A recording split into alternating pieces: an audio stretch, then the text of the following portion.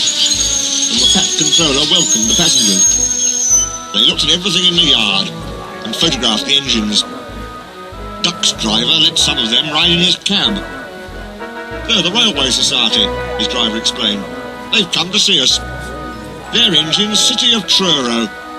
He was the first to go 100 miles an hour. Let's get finished, then we can go and talk to him." "Oh," said Duck, awed. "He's too famous to notice me." "Rubbish," smiled his driver. "Come on." Duck found City of Truro at the coaling stage. "May I talk to you?" he asked shyly. "Of course," smiled the famous engine. "I see you are one of us." "I try to teach them our ways," said Duck modestly. "All ship shape and Swindon fashion, that's right. Please, could you tell me how you beat the Southwestern?" So, City of Truro told Duck all about his famous run from Plymouth to Bristol more than 50 years ago. They were soon firm friends and talked Great Western till late at night.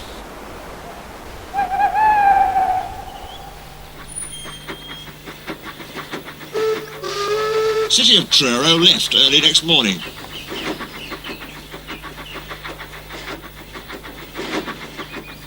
"Good riddance," grumbled Gordon. "Chattering all night, keeping important engines awake. Who is he, anyway?" "He's City of Truro. He's famous."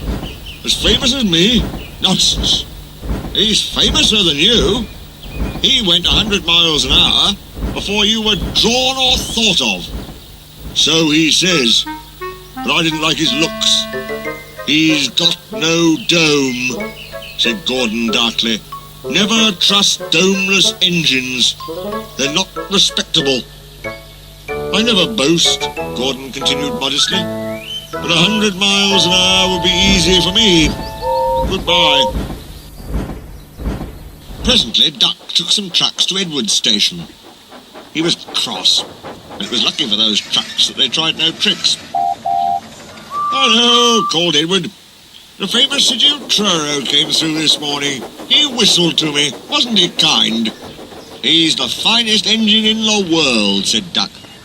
And he told Edward about City of Truro and what Gordon had said. "Don't take any notice," soothed Edward. "He's just jealous. He thinks no engine should be famous but him. Look, he's coming now."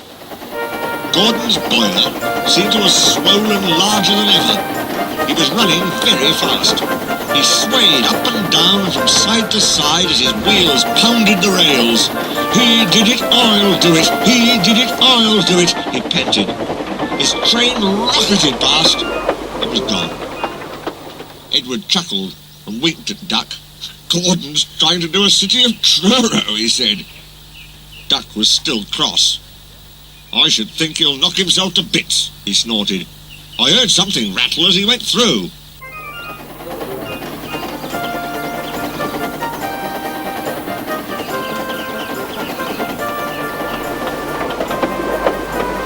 Gordon's driver eased him off. "Steady, boy," he said. "We aren't running a race." "We are, then," said Gordon, and he said it to himself. "I've never known him ride so roughly before," remarked his driver. His fireman grabbed the brake handle to steady himself. "He's given himself a hammering, and no mistake." Soon Gordon began to feel a little queer. "The top of my boiler seems funny," he thought. "It's just as if something was loose. I'd better go slower." But by then, it was too late. They met the wind on the viaduct. It wasn't just a gentle wind, nor was it a hard, steady wind. It was a teasing wind which blew suddenly in hard puffs and caught you unawares. Gordon thought it wanted to push him off the bridge. "No, you don't," he said firmly. But the wind had other ideas.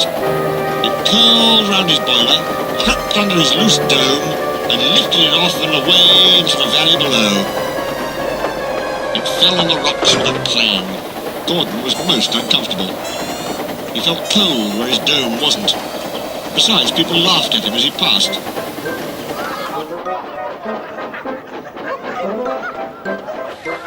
At the big station, he tried to them away. but they crowded round no matter what he did.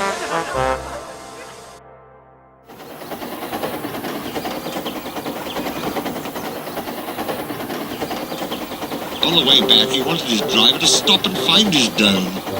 He was very cross when he wouldn't. He hoped the shed would be empty. And all the engines were there waiting.